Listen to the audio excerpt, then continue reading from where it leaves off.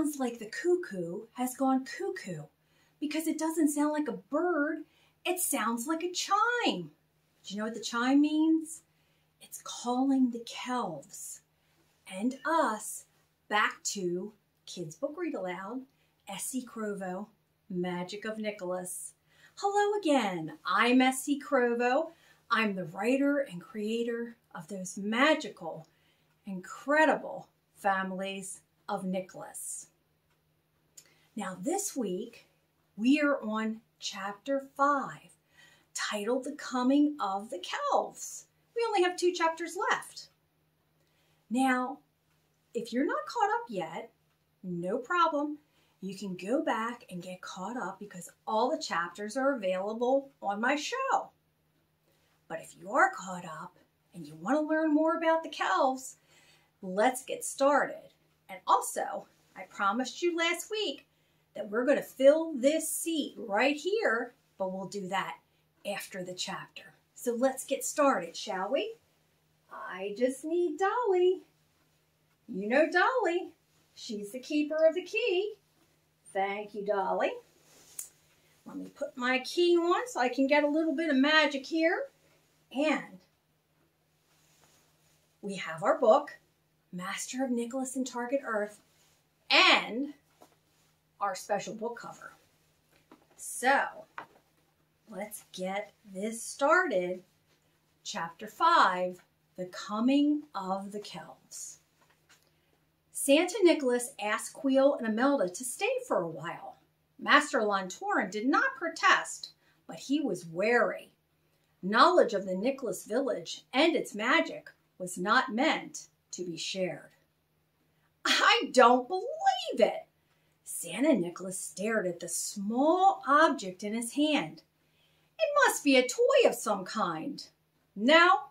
Kweehl carefully took the item back and placed it into a protective compartment in his pocket. It's my spaceship, and most advanced, I might add. A Kelv has to be an expert flyer to maneuver this machine.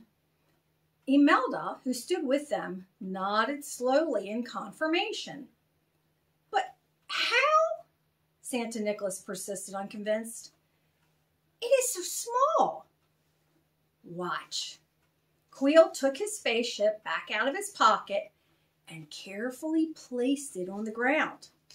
Santa focused his attention on the ship and was about to ask another question, but when he turned his head, Kweehl was gone. Where did he go? Imelda pointed her finger toward the ground.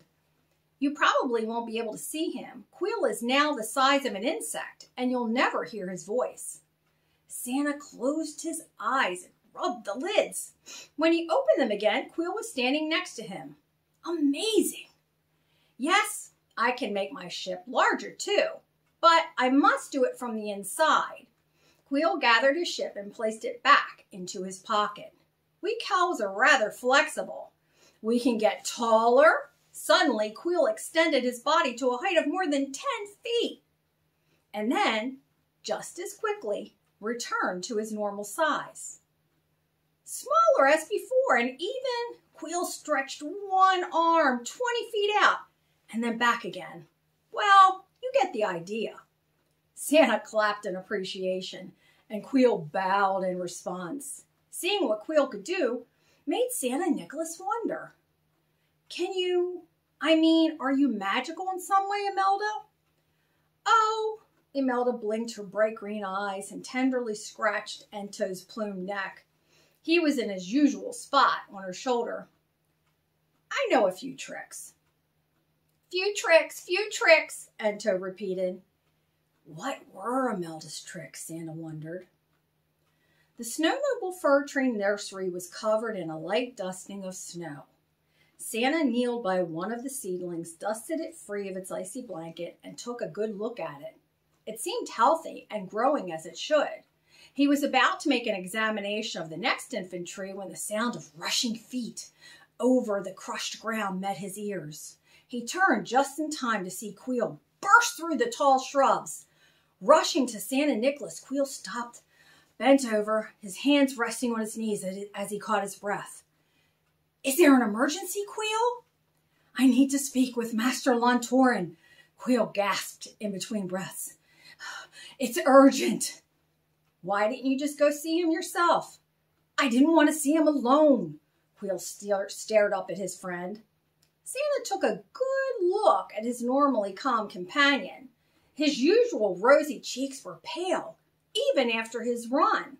Straightening Kweehl from his tilted position, Santa patted him on the shoulder. I'll come with you, of course, and we'll go now. The walk wasn't far back to the Nicholas village, and soon they stood at the front door of the master's cottage. Though it was called a cottage, it was quite large and more the size of a lodge. It needed to be. Everyone in the village gathered there on certain occasions. You knock, Kweehl pleaded. Santa shrugged his shoulders and tapped his knuckles firmly on the door. The wooden and iron enforced door was thick and did not allow the sound of the approaching steps to escape. It wasn't long, though, before the door opened and Master Lantorin stood before them. Greetings, Santa Nicholas and Kweehl. The master welcomed them both with ease. What brings you to my door today? Kweehl needs to see you, Santa Nicholas answered. He says it's urgent. Kweehl bobbed his head back and forth rapidly while his height began to rise and fall nervously. Santa didn't know what to think. He had never seen his friend in such a state. Come in then, Master Lantorin ushered them inside and closed the door. They entered into the great greeting room. It was a large rectangular room and ample in size to hold several hundred Nicholases. An enormous stone fireplace roared with blue flames and snapped like popcorn. It was sparsely furnished except for the throne and the Yule seer. Taking his seat on the throne, Master Lantorin beckoned the pair to him. Now, what is this urgency about? Master Lantorin asked. I was sent a message, Kweehl nearly shouted. Reaching into his pocket, he took out his kelcom and stretched it toward the master, his hand shaking. Kweehl wants to meet with you. Calm yourself, Kweehl, the master said. Who is Kweehl? Santa stared wide-eyed at Kweehl, who was sweating and looked as if he would melt at any minute like a snowball in summer. He had never seen Kweehl upset before. Kelves were supposed to be so calm. Kweehl is the ruler of our world. Kweehl shoved his kelcom back in his pocket. The ruler of Kelvos. What does she want to see me about? I don't know. As if the thought of Kweehl coming had finally become too much to bear, Kweehl shrank to the floor and out of sight. Santa and Master Lantorin dared not move for fear of stepping on Kweehl. They turned their heads as much as they could and tried to spot him. Finally, a low sound reached their ears. I think, Kweehl sounded more mouse than Kelv as his voice barely rose above a whisper and his body was still unseen. I may be in trouble. The entire village gathered by the blue flame. Heads shifted side to side, looking, wondering, and not knowing what to expect. A lone flag some distance away appeared at first. Hoisted high in the air, it proudly displayed the emblem of the planet Kelvos. Like that. The Kelves marched into the village in formation. 3 Kelves walked in front. 2 lines of Kelves followed behind the first, and the 3rd Kelv and 3 Kelves completed the rear. It looked like a moving rectangular box. They stopped as soon as they reached Master Lantorin. The front 3 Kelves parted, and she appeared. Kweehl walked from the Kelv enclosure and approached Master Lantorin. Her red, Kelvish hair was pulled back tightly from her angular face, and her reddish-brown eyes did not waver from their target, the master. A crimson long-sleeved tunic reached from her neck to her knees and joined matching cropped leggings. A silver hammered triangular collar inset with a bright yellow stone trimmed her neck. The stone seemed to glow with its own light. "Welcome, Kweehl." Master Lantoran leaned forward slightly in greeting. Kweehl joined her hands in the Kelvos greeting, 2 thumbs overlapping, fingers extended outward, and thumbs joined in an open triangle.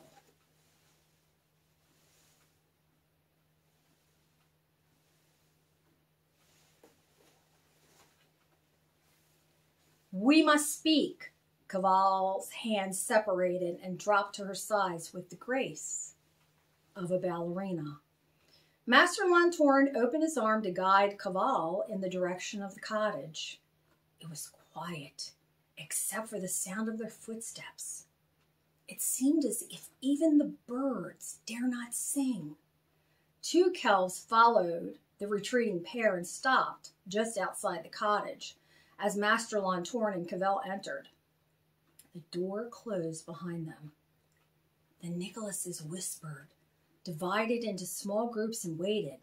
Kweehl, who stood with Santa and Imelda, shook his head. "I know I'm in trouble," Kweehl uttered in despair. "The Kelves have always been and continue to be explorers, Master Lantoran." Kweehl spoke with a voice steady and clear. "The Kelv triangle on our flag represents the 3 points of our creed: exploration, discovery, and knowledge. It is also our solemn pledge to be observers only without interference. Kweehl violated the pledge when he assisted your Nicholas." They sat each in a throne of equal stature. Master Lantoran had made sure equal respect was afforded his honored guest. The conversation between the 2 progressed, and each had their own concerns. "I understand." Master Lantoran tipped his head forward in agreement. "But we are glad that Kweehl helped our lost Nicholas." The master rose from his seat and walked to a table, pouring a steaming substance into 2 heavy pottery goblets. He approached the seated leader of Kelvos. "May I offer you some of our favorite refreshment?" Kweehl accepted the goblet and raised it to determine its unrecognized scent. "What is it?" she asked before tasting. "Hot cocoa," the master answered, raising his goblet in toast. She touched the vessel to her lips and tasted it. A combination of bitter and sweet. Quite pleasant, but could be sweeter. "You see, Kweehl," Master Lantoran continued, returning to his seat, "just as the Kelves were not meant to interfere, the Nicholases were not meant to be discovered. I am equally perplexed about what should be done with this new kinship between Kweehl and Santa Nicholas." Kweehl did not answer. Instead, she tipped her head from one side and then to the other as if trying to solve a puzzle. "We Kelves have a long history of exploration across the galaxies, all meticulously documented, of course. And yet," she directed her eyes with laser focus, "I can find no documented evidence of your existence." "Is that so strange?"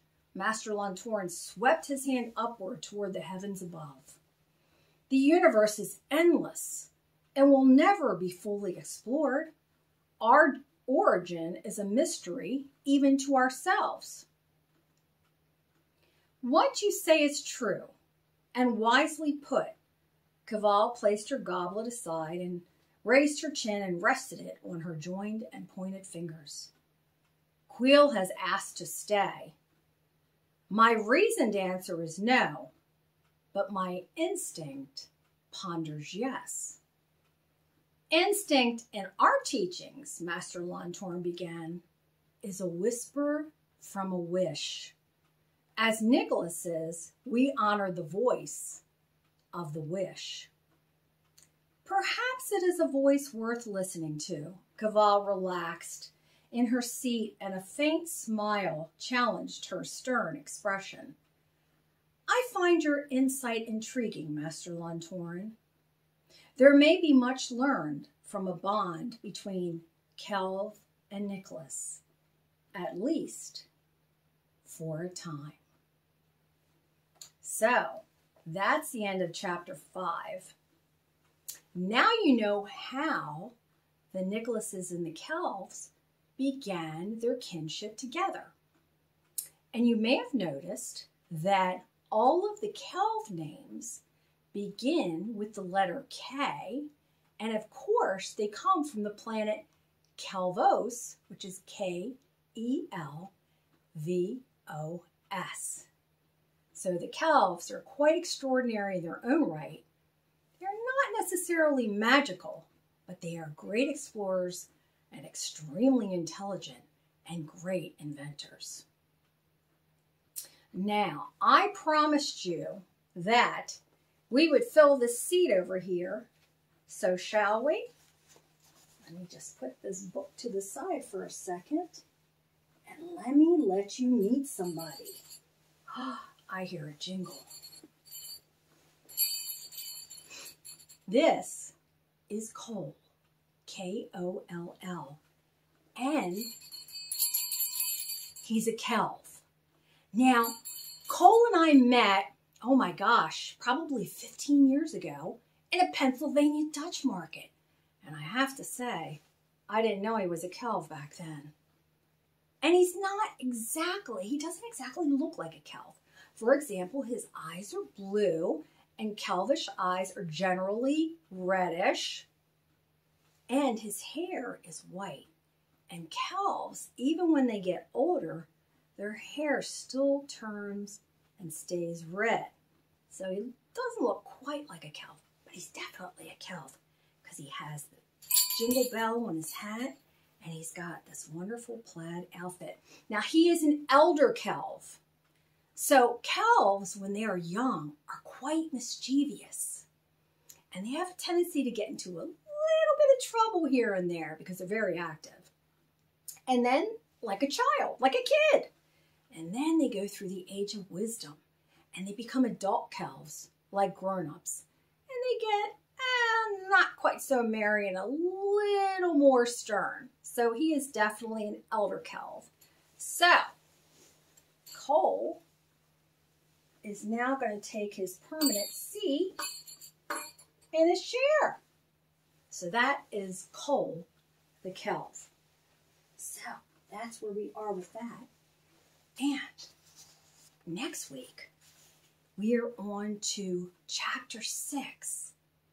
And chapter 6 is going to have quite a bit going on. And we're going to learn more about this guy back here. So let's see how chapter 6 begins. And it's titled, The Giver's Return. An alliance between the Kelvs and the Nicholases began. More Kelvs visited the village, and more wished to stay and learn about the mysterious magic of the Nicholas. Master Lantoran remained watchful, but knew his time of watchfulness would soon end. The moment had come for a new master to be chosen and lead the village of Nicholas. So there's going to be some changes, some exciting changes next week.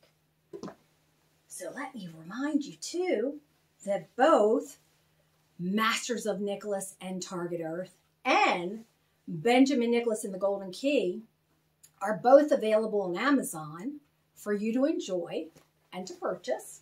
So we wanted to know that. Now, I hope that you're enjoying our show. If you're enjoying the show, please leave me 2 thumbs up below. And don't forget to subscribe to Kids Book Read Aloud, SC Crovo, Magic of Nicholas, so that you never ever miss a show. And also, please visit my website at sccrovo.com and join the Magical Nicholas Short Story Club and more. It's free to join the club, and you get free stories, new stories, about the magical families of Nicholas. So you always have plenty to enjoy and more to learn about these incredible magical families.